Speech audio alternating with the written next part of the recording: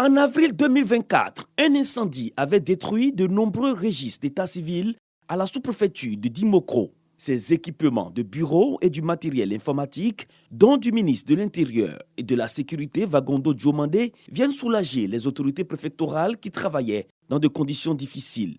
Ils permettront également de reconstituer ces registres. Je tiens à exprimer au nom du conseil municipal et de toute la population de Dimokro notre profonde reconnaissance à son Excellence M. Alassane Ouattara, président de la République, pour son engagement constant en faveur du développement de nos collectivités et pour la promptitude avec laquelle l'État a réagi face à cette situation difficile. Ce que vous représentez est un symbole, le plus grand symbole de l'État.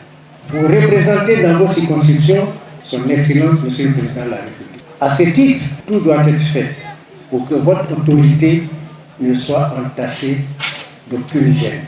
Et je suis convaincu que dans une synergie collective, une synergie d'action, et l'amour que nous avons chacun d'entre nous pour la Côte d'Ivoire, ces institutions du président de la République seront réalisées.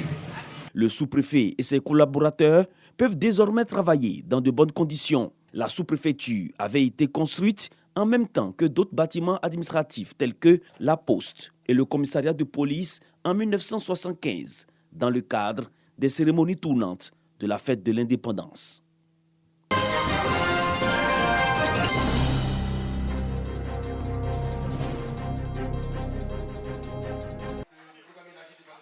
Un devoir de reconnaissance aux collaborateurs pour les résultats obtenus en 2024.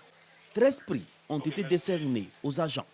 Il s'agit entre autres des prix du meilleur manager, du meilleur centre de santé urbain, le prix d'excellence d'hygiène hospitalière et le meilleur service de maternité. Nous venons de gagner le prix du meilleur centre de santé urbain. Pour ce prix, nous nous inscrivons toujours dans les directives que notre DD nous donne. Et nous mettons un point d'honneur à respecter toutes ces directives-là pour que notre district devienne un district performant. J'ai eu le prix du meilleur centre le plus propre de l'Agnébitiassa. Un centre qui est propre déjà veut dire que notre population est aussi en bonne santé.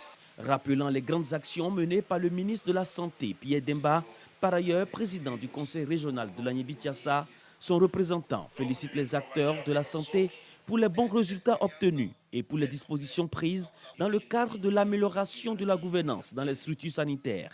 La quête du prix par les agents contribue à la saine émulation et partant à l'amélioration de la qualité des soins au sein de nos formations sanitaires. Aller encore plus loin, parce que nous savons vos qualités et le ministère d'un bassin que vous avez la possibilité de faire mieux. Donc vous devez travailler à faire en sorte qu'Agoville reste toujours l'exemple. Les acteurs de la santé sont invités à poursuivre leur engagement. À cette occasion, 3 agents admis à faire valoir leur droit à la retraite ont été honorés.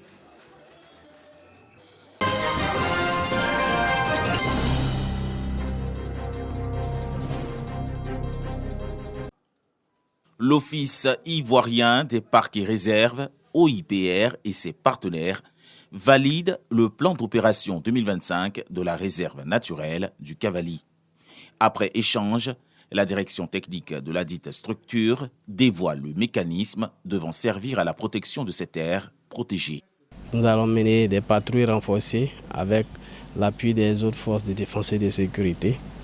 Mais il y a également la recherche et le suivi écologique qui doit se faire pour que les valeurs de cette aire protégée là soient mieux connues.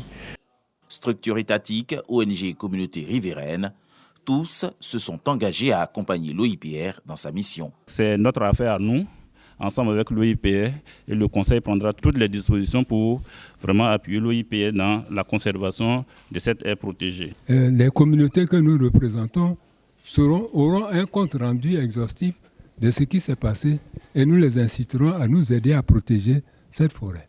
Les activités de surveillance, le financement des activités génératrices de revenus des populations riveraines, la réhabilitation des infrastructures du secteur de gestion font partie également de ce plan d'opération.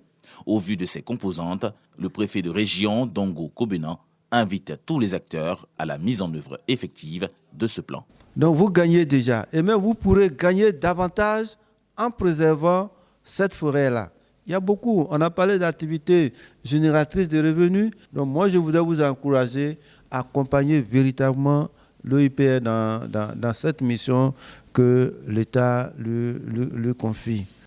Ce massif forestier, anciennement appelé forêt classée du Cavally, a été surclassé en réserve naturelle du Cavally sous protection de l'OIPR à l'issue d'un conseil des ministres tenu le 13 septembre 2023.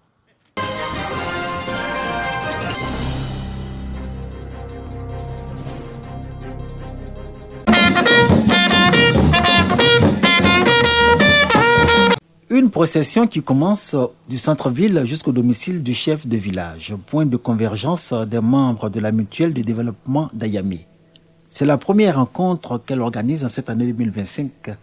Une occasion pour les filles, fils et cadres d'Ayamé réunis dans ce creuset de solidarité pour renforcer les liens de fraternité et exprimer leur attachement à leur terroir. Attachement sur fond d'union autour du chef de village, Nana Afou Kwame. C'était en fait un prétexte pour le saluer, pour lui dire que nous sommes là et lui faire des projets parce que depuis qu'il est là, il nous a rencontré ses enfants, sa population. Cette année, on a décidé de le célébrer. Voilà, parce que c'est bon. Pour sacrifier à la tradition, en début d'année, la mutuelle du développement d'Ayamé a présenté ses vœux au chef de village, Nana Afou Kwame, également chef du canton Djandji. Divers cadeaux lui ont été remis avec engagement de continuer à œuvrer pour la consolidation de l'unité, la cohésion et le vivre ensemble dans le canton Djandji.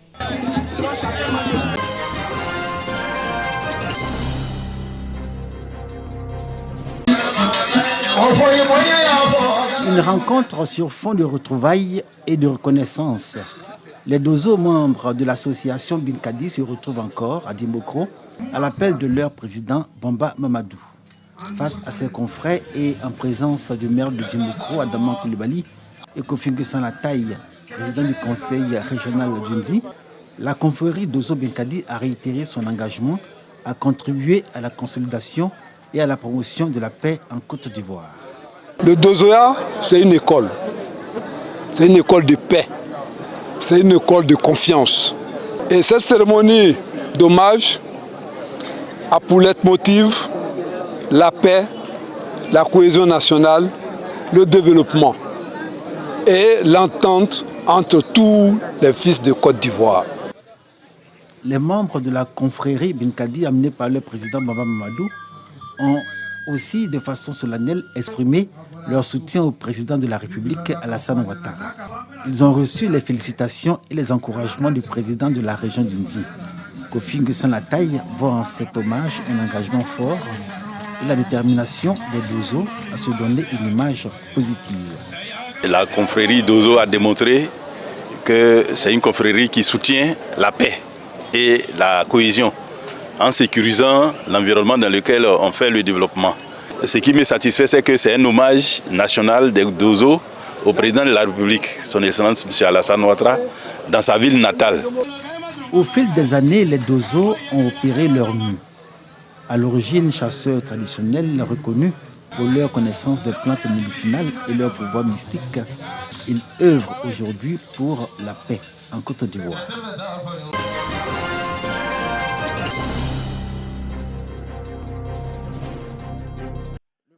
La première école confessionnelle musulmane de la commune de Woulé dans la région du Oufou a ouvert ses portes en 1980. Mais les locaux ne feraient pas de meilleures conditions d'apprentissage aux tout petits. Il n'y a pas de classe, on n'a pas de bonnes salles. Quand il pleut, on est dans l'eau. Quand il veut pleuvoir, on est obligé d'aller à la maison.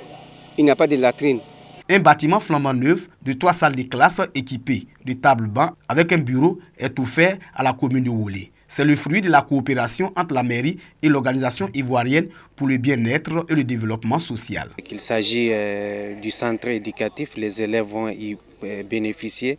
Et aussi les deux mosquées, la communauté musulmane puisse effectuer leurs prières en toute tranquillité. Dans la recherche de nos partenariats, nous avons croisé l'ONG OIBDS qui a accepté de nous accompagner dans la recherche de construction d'infrastructures.